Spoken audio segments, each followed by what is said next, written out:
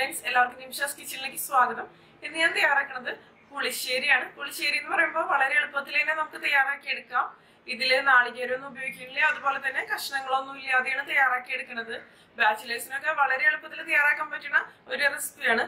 പല ബാച്ചിലേഴ്സും എന്റെ അടുത്ത് ചോദിച്ചിരുന്നു, എന്താ പറയാ, ഉണ്ടാക്കാൻ നല്ല എളുപ്പമായിരിക്കണം, പക്ഷെ അതേസമയം നല്ല ടേസ്റ്റി ആയിരിക്കണം. പെട്ടെന്ന് ഉണ്ടാക്കാൻ പറ്റുന്ന ടേസ്റ്റി ആയിട്ടുള്ള റെസിപ്പികളാണ് കൂടുതൽ ബാച്ചിലേഴ്സ് ചോദിക്കുന്നത്. അപ്പൊ ഇത് അതുപോലുള്ള ഒരു റെസിപ്പി ആയിരിക്കും എനിക്ക് തോന്നുന്നു. അപ്പൊ നമുക്ക് റെസിപ്പിയിലേക്ക് കിടക്കാം. അപ്പൊ നമുക്ക് പുളിശ്ശേരി തയ്യാറാക്കാൻ തുടങ്ങാം. അതിന് വേണ്ടിയിട്ട് ഞാനിവിടെ 1 ലിറ്റർ തൈര് എടുത്തിട്ടുണ്ട്. ആദ്യം നമുക്ക് ഈ തൈരിലെ കട്ടകളൊക്കെ ഒന്ന് മാറ്റിയെടുക്കാം. ഞാനിതിപ്പോ പെട്ടെന്ന് മാറ്റാൻ വേണ്ടിയിട്ട് ഒരു വിസ്ക് ഉപയോഗിച്ചിട്ടാണ് ഇതുപോലെ ഒന്ന് മിക്സ് ചെയ്ത് കൊടുക്കണത്. മിക്സിയിലിട്ട് നമ്മളിത് അടിച്ചു കഴിഞ്ഞിട്ടുണ്ടെങ്കിൽ ഇത് നന്നായിട്ട് ലൂസായിട്ട് മാറും. നമുക്ക് തിക്കായിട്ടുള്ള തൈര് വേണം. അപ്പോൾ ഒന്നില്ലെങ്കിൽ വിസ്ക് ഉപയോഗിച്ച് ചെയ്യാം, അല്ലാന്നുണ്ടെങ്കിൽ ഫോർക്കോ അങ്ങനെ എന്തെങ്കിലും ഉപയോഗിച്ച് ചെയ്യാം.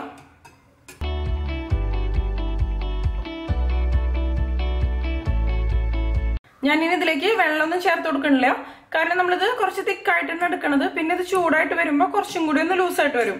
ഇപ്പൊ ശരിക്കും പറഞ്ഞാൽ നല്ല തിക്ക് തന്നെയാണ്. ഇപ്പോ തണുപ്പുള്ള സ്ഥലങ്ങളിലൊക്കെ തൈരിന് പുളി വരാൻ കുറച്ച് ബുദ്ധിമുട്ടല്ലേ. അപ്പൊ 2 ദിവസം തൈര് എടുത്ത് പുറത്ത് വെച്ചാൽ മതി, അപ്പൊ പുളി വന്നോളും. പുളിശ്ശേരി ഉണ്ടാക്കുമ്പോ എപ്പോഴും തൈരിന് അത്യാവശ്യം പുളി ഉണ്ടായിരിക്കണം. എന്നാൽ ഒരുപാട് പുളിയല്ല ഉദ്ദേശിക്കുന്നത്. ഇനി ഇത് മാറ്റി വെക്കാം. പിന്നെ ഇവിടെ ഞാൻ എടുത്തിരിക്കുന്നത് ഒരു 10-16 ചെറിയുള്ളി. നമ്മൾ ഈ പുളിശ്ശേരി ഉണ്ടാക്കുമ്പോൾ ചെറിയുള്ളി തന്നെ ഉപയോഗിക്കാം. സവാള ഉപയോഗിച്ച് കഴിഞ്ഞാൽ ഈ ഒരു ടേസ്റ്റ് കിട്ടില്ല കേട്ടോ. പിന്നെ ഒരു പച്ചമുളക് എടുത്തിട്ടുണ്ട്. പച്ചമുളക് നമ്മുടെ എരിവിനനുസരിച്ച് ചേർത്ത് കൊടുക്കാം. ഞാനിപ്പോ ഒരുപാട് എരിവ് ചേർക്കണില്ല ഇതിലേക്ക്. പിന്നെ കുറച്ച് മുളക് പൊടിയും കൂടിയും ചേർത്ത് കൊടുക്കുന്നുണ്ട്, അപ്പൊ എരിവ് കറക്റ്റ് ആവും. കുറച്ച് എരിവുണ്ടെന്നുണ്ടെങ്കിൽ പുളിശ്ശേരി നല്ല ടേസ്റ്റ് ആണ്. പക്ഷെ ഇവിടെ കുട്ടികളൊക്കെ കഴിക്കണ കാരണം ഞാൻ കൂടുതൽ എരിവ് ചേർക്കണില്ല എന്ന് മാത്രം. പച്ചമുളക് മാത്രമായാലും മതി കേട്ടോ. മുളക് പൊടി ചേർത്ത് കൊടുക്കണമെന്ന് നിർബന്ധമൊന്നുമില്ല. ഞാൻ കുറച്ച് കളറിന് വേണ്ടിയിട്ടാണ് മുളക് പൊടി ചേർക്കണത്. പിന്നെ ഒരു വലിയ കഷ്ണം ഇഞ്ചി, പിന്നെ ഒരു 4-5 തണ്ട് കറിവേപ്പില. ഈ ഇഞ്ചിയുടെ തൊലി കളഞ്ഞതിന് ശേഷം ചെറിയ കഷ്ണങ്ങളായിട്ട് മുറിച്ചെടുക്കാം.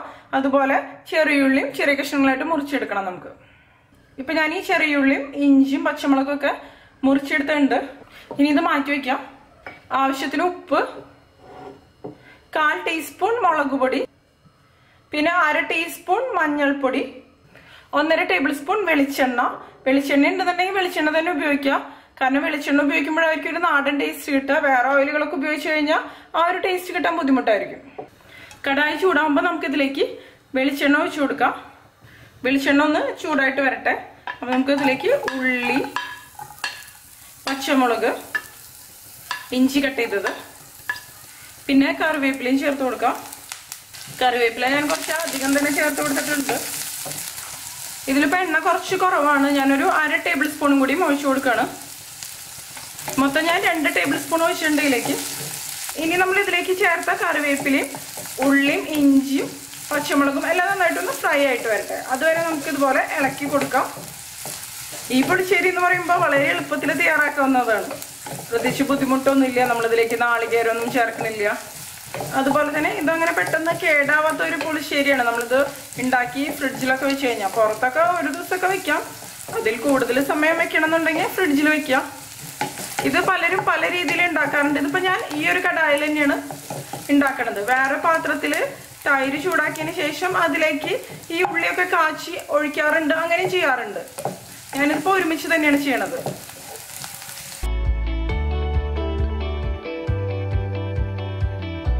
ഈ ഒരു റെസിപ്പിയിൽ ഇഞ്ചി വെളുത്തുള്ളിയൊക്കെ അത്യാവശ്യം വേണം. ഇതിന്റെ ഫ്ലേവർ ഈ ഒരു തൈരിലേക്ക് നന്നായിട്ട് തന്നെ ഇറങ്ങണം. നമ്മളിതിലേക്ക് വേറെ കടുകോ വറ്റൽമുളകോ അങ്ങനെ ഒന്നും തന്നെ ചേർക്കണില്ല. ഈ പുളിശ്ശേരി എന്ന് പറയുന്നത് നമുക്ക് കറിയൊക്കെ ഉണ്ടാക്കാൻ മടിയൊക്കെ തോന്നുന്ന സമയത്ത് പെട്ടെന്ന് ഉണ്ടാക്കാൻ പറ്റാവുന്ന ഒരു കറി തന്നെയാണ്. ഇപ്പൊ ഒരു ഇതും ഫ്രൈ ആയി വന്ന് തുടങ്ങിയിട്ടുണ്ട്. നമുക്കിനി ഇത് ലോ ഫ്ലെയിമിലേക്ക് വെച്ച് കൊടുക്കാം, അല്ലെങ്കിൽ പെട്ടെന്ന് തന്നെ കരിഞ്ഞു പോകാൻ സാധ്യതയുണ്ട്. കണ്ടില്ല, ഇതിപ്പോ നന്നായിട്ട് കിളിങ്ങുന്നുണ്ട്. ശബ്ദം ഇളക്കുമ്പോ ശരിക്കും മനസ്സിലാവുണ്ടാവുമല്ലേ. ഇത് മതി, നന്നായിട്ട് ഫ്രൈ ആയിട്ട് വന്നിട്ടുണ്ട്. ഇനി നമുക്ക് ഇതിലേക്ക് മഞ്ഞൾപ്പൊടി ചേർത്ത് കൊടുക്കാം.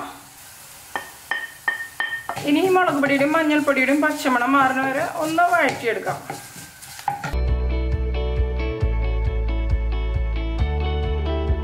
ഇത് മതി. ഇനി ഞാൻ ഫ്ലെയിം ഓഫ് ചെയ്ത് കൊടുക്കണം.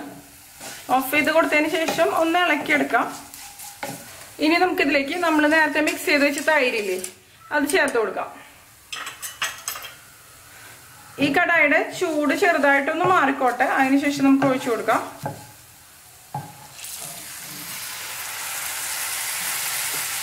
ഇനി നമുക്ക് നന്നായിട്ടൊന്ന് മിക്സ് ചെയ്തെടുക്കാം. ഇപ്പൊ ചൂട്ടോട് കൂടി ഒഴിച്ചു കഴിഞ്ഞിട്ടുണ്ടെങ്കിൽ ഇത് പെട്ടെന്ന് തന്നെ പിരിഞ്ഞു പോകാൻ സാധ്യതയുണ്ട്. അതിന് നമ്മൾ ഫ്ലെയിം ഓഫ് ചെയ്തിട്ട് ഒഴിച്ചു കൊടുത്തത്, അല്ലെങ്കിൽ ലോ ഫ്ലെയിമിൽ വെച്ചിട്ട് പെട്ടെന്ന് ഒഴിച്ചു കൊടുത്താലും മതി. ഇനി നമുക്കിതിലേക്ക് ആവശ്യത്തിന് ഉപ്പ് ചേർത്ത് കൊടുക്കാം. അതിനുശേഷം നന്നായിട്ട് മിക്സ് ചെയ്ത് കൊടുക്കാം.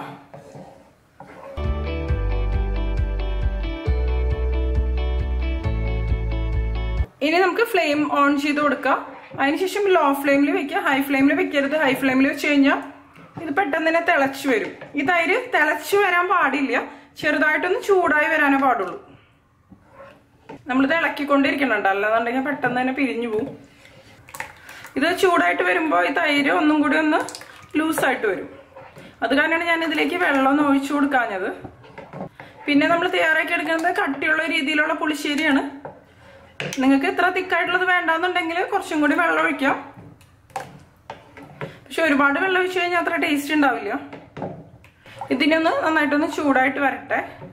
അതുപോലെ തൈരിന് പുളിയില്ല എന്നുണ്ടെങ്കിൽ ഇത് ഉണ്ടാക്കി വെച്ചതിന് ശേഷം ഇപ്പൊ രാത്രിയൊക്കെ ഉണ്ടാക്കി വെച്ചിട്ട് പിറ്റേ ദിവസം ഉപയോഗിച്ച് കഴിഞ്ഞാൽ കുറച്ചും കൂടി പുളി വരും.